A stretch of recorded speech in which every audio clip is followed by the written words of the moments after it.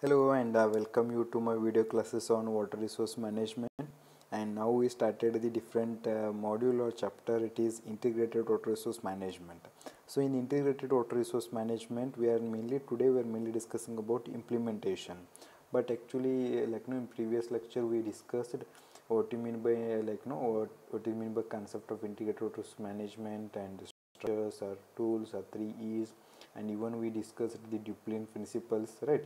So in this video we are mainly dealing with implementation, and in the implementation mainly we are focusing on introduction part, factors influencing the implementation, and implementation elements or tools, right? We'll see one by one. Right now we'll go through introduction part of implementation of integrated water resource management. The demand on integrated water resource management are now much larger than they were in the past. So actually, as I told, in the 15th centuries or 15 to 16th centuries, many of the professionals and scientists and many of the engineers, they thought that dam will give, or construction of dam will give a best solution for the management of water resource. But when days goes on, they started to study the impacts of the dam. So after studying the impacts of dam, they are concluding that the construction of the dam has some impacts. So after that they move towards the integrated water resource management, and nowadays it has taken more it is giving the good result. So due to the good result, the demand on integrated water resource management is increasing. There is not a one correct administrative model, right? So for this integrated water resource management, there is no any standard, or you can call a blueprint, no standard methods or a blueprint is not available.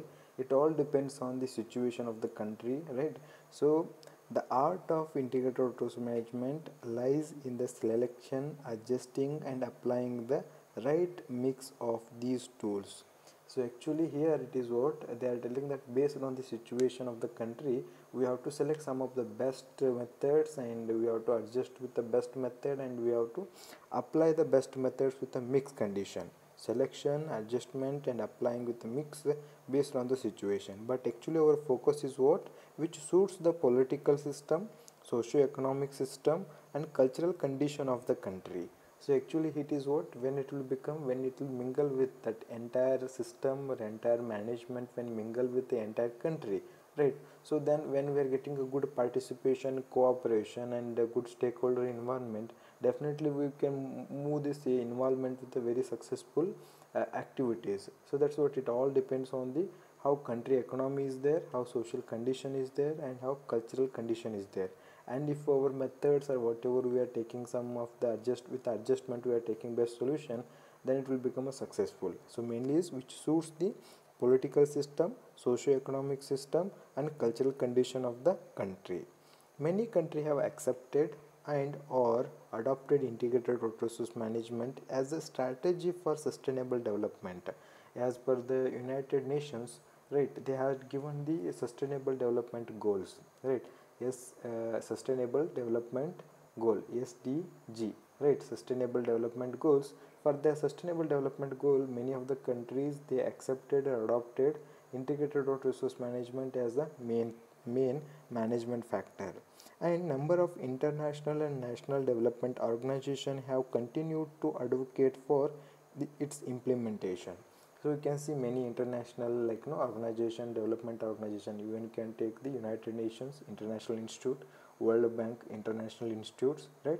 And we have Water Partnership Institute and many institute, not only one, which are related to water resource. Then they are mainly, they are advocating, or they were telling that we have to go for implementation of integrated water resource management for the best solution. Though concept of integrated resource management is relatively simple, implementation has proven challenging and countries have reported mixed result. As for the implementation, we are thinking that it is easy, but actually it is not so easy to implement. It has some such challenges to implement, and even some of the countries have given a mixed result, right? It all depends on the country condition. So now we will discuss what are the factors which are controlling total implementation, or it all depends on some standard conditions. If you are fulfilling these kind of conditions, then you can easily implement the integrated resource management, and we can get a good success in this implementation. So first one is political will and commitment. Political will and commitment. So we have a we have a country, and country has a leaders, and leaders, they have some work. So if they are committed, politically committed and personally committed to implement the integrated resource management, definitely they will do, right? Why? Because it is not a house, you cannot do in a individually in a house. It has required through basin management. Basin management, huge area will be covered. That has to be done with the government only. It is not easy to complete with the individual person. It has to taken by government or public sector. When it is coming under the public sector, means the political leaders and political conditions are very important. Their commitment is very important. If they are committed, then definitely you can make a successful implementation. Next is basin management plan and clear vision. Basin management plan and clear vision. For example, basin, we have a river basins. It covers the huge area, and it all depends on the nature condition, and it all depends on the topographic condition, or you can call physical condition of the basin, or climatical condition of the basin. It's not same for entire other basins, right? So you have to adopt some management plans which suits the that particular basin, and if we have a correct management plan and clear vision, definitely we can go a good success. Next is participation and coordination mechanism for sharing information and data. So as we engineers, we have to make the scientific analysis, right? Before any implementation, we have to check whether it is workable or not workable, whether it is safe or unsafe, or whether it's a stable method or unstable method. So how we will get to know that? By analysis, maybe with the software analysis, or maybe with the manual analysis. So for any analysis, we require the accurate and requireable or pre-basic data. So if you are not getting basic data at the time particular when it is required, then it makes some problems. So to overcome all problems of analysis, we have to get a good sharing of information. Sharing of information means what? We have to get a good cooperation between intra departments. Why? Because we will not get data in a particular one place. We have to go and search for different places. So when you have good collection and good participation and good cooperation among the other things or stakeholders, then definitely we can make a successful implementation. Next is very important, capacity development. So capacity development means what? It is enhancing our skills. For example, day by day our requirement and development is increasing, and we have to update with the development technology. For example, nowadays where analysis we are mainly focusing on computer based models. So when you don't have knowledge how to use the many models, then it is it makes some problems. So that's what, to overcome the problems, we have to make skill development, personality developments, and by training it is, right? Development of skill and personal skills we can make by training, and the government has to take care of capacity development of the workers and the experts, and even some training programs, conferences, and seminars will be conducted. Adequate investment and financial stability, sustainable cost recovery. So here also mainly even financial investment and financial stability and recovery is very important. So we have to have a good plan of investment, from where we have to get and where we have to invest, and after investing, then how to get it reverse back, or recovery. So recovery may be in the form of tax, in the form of fees, and in the form of revenue. And from investment, we will take from government banks or government public banks, or from the government, maybe provincial government or state government, central government. These are the many methods or availability will be there, but we have to fix from where we have to get the money, and after the investment how to get it back for the repair work or for maintenance. Next is comprehensive monitoring and evaluation.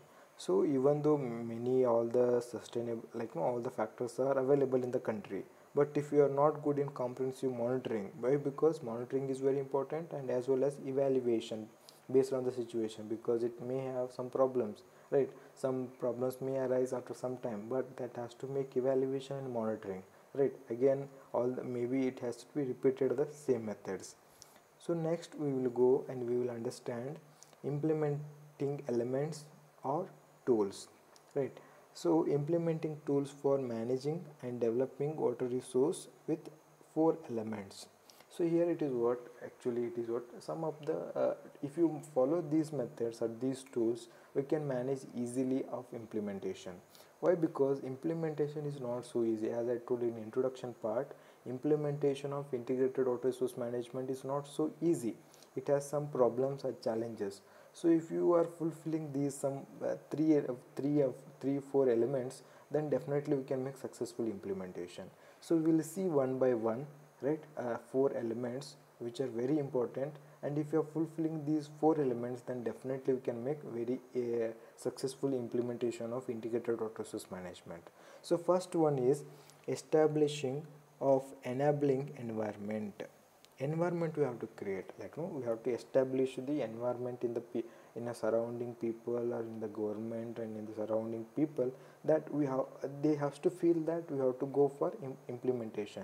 But when we will feel for implementation of integrated resource management, it has to be created with the rules and regulations. For example, so how we are collecting tax system, right? Many people, they are paying this tax. Why they are paying the tax? Because we have a rules and regulations. If you not pay, then it is punishable. It may be like, no, they make a fine. So similarly here also we have to make some rules, regulations, policies, right? That has to be made, and it mainly depends, it mainly focus on creation of environment. And what kind of environment? It has to be friendly, or it will be related to implementation of integrated resource management. For example, like no, water act, national water policy, catchment management plans. These are the some rules and regulation. Actually, if you take water act, so many water acts are there in the country. Maybe with the years, you may see in water act with the years, even national water policy with the years. Why? Because they made some strict rules and regulations. So how we have a strict rules and regulations for traffic management, right? Pollution control. Similarly, we have strict rules and regulations, right, which are amended or which are passed to in a parliament or some like no lawmakers, right? So mainly it is related to management, and it has some punishment rules and regulations also, right? So it mainly related to creating good environment for implementation of integrated water resource management. So second element is establishing institutes and engaging the stakeholders. So first we have to create the institute. Why? Because one institute cannot do all the work, right? One institute cannot do all the work. For example, police station. Police station means they are mainly focusing on law and orders, right? They cannot focus on the water development activities. So that's what for the water developmental activities or integrated resource management.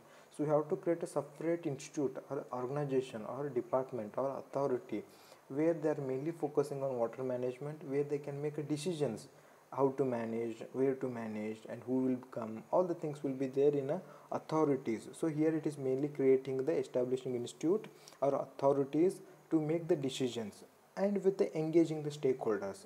So engaging the stakeholders means here all the people means what? All the level of people, planners, users, lawmakers, right? Experts, professionals, all has to be involved, and from for that we have to make the environment. So how to make this? Refers to range role of political, social, economic, and administrative institute. So here we have to specifically create political wing, social wing, economic wing, and administrative institutes. So within an institute we have to make, so who has to manage the political things, who has to manage the social things, who has to manage the economic things, and we have to make the administration, we have to take the authority, right? So and stakeholder groups, and helping to support in implementation. For example, so we have to create some institute. For example, institute means national institutes. So you may have National Institute of Hydrology, right? National Institute of hydrology, and National Institute of groundwater department, water resource department, central water commissions. So these are some examples of national institute. And even in a state also we have some organizations, right? In a state also we have a water resource department, irrigation department, right? Valmi department, water and land management department. And even we have a basin means river basin. For example, some of the rivers are there, so with the help of river names they may made the catchment development authorities. So these all comes under the institution. And why these kind of institutions are created? Mainly to manage the activities with the help of engaging stakeholders, right? Next, third one, applying management instruments. Applying management instruments. So here it is mainly focuses on related to progress made in the development and utilization of decision making and supporting tools. So mainly it is what we had studied, first one and second one, right? So first one is what, creating environment, second one is what, creating the organization. So to after creating organization we are giving the responsibilities. So for that responsibilities they have required some instruments or facilities. It mainly depends, it mainly related to facilities and duties. So related to progress made in the development and utilization of decision making support tools. So here it is what, some training and even availability of the techniques and availability of the material instruments, right? So and for that guide the informed water management choice, right? For example, you can see some of the examples what exactly it related, water management programs, right? So applying management instruments means what, some of the activity you have to take for the development or for the progress. So one example is water management programs, then monitoring of maybe water related issues, maybe pollution, disasters, just monitoring of the water related or related resource. Then information sharing, right? Information collection, information sharing and updating the condition, capacity development or capacity building, techniques, tools, data, right? It mainly depends on the activities within the institute. Next, last one is very important, financing water resource management and development. So actually finance is very important, right? So it requires the investment for the construction activities. We'll see it related to adequacy of financial resource available for water resource development and management. So mainly it is related to what, so you have to make sufficient budgeting. At why budgeting is required, for building water resource structures and supporting and development and operationalization of integrated resource element. So what we studied, first element, second element and third element, for them also we have to make time to time update, or time to time which should be operational level or which should be implementable. So for that also we require the for example, we are what I told, a national water policy. Water policy is changing with year to year. Why? Because technology is changing, activities are changing, and we have to make the changes in the rules and regulations also. But to make change in the rules and regulations, it has to require a committee, it has to require an expert to make the changes. For that also financial investment is required. So that's what I'm telling you, financial investment is required for the structural development as well as the updation of above three elements.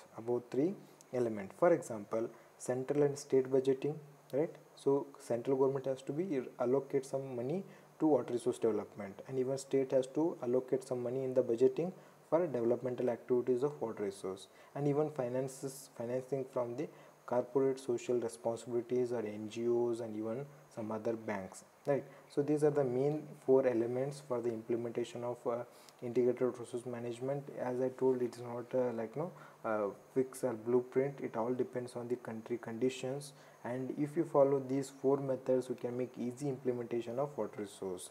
And one more is, each of these four sections contains questions at national level, means whatever we studied a four element, we have to issue these with the national level considerations as well as subnational levels. For example, subnational levels means state or provincial, right? So then river basins level also you have to make, then local also, for example village panchayat or village administration. So in village administration also you have to make some rules and regulations related to water resource management. So it has to be considered in national level as well as subnational level, or subnational level means state or provincial, as well as local like a village administration or village panchayat, right? So now I'll just stop. I'll conclude this video with one of the beautiful proverb. It says, thousands have lived without love, but not one without water. right? It has a very good meaning. We can see the importance of water, right? So many we can live without love but not without water. Thank you.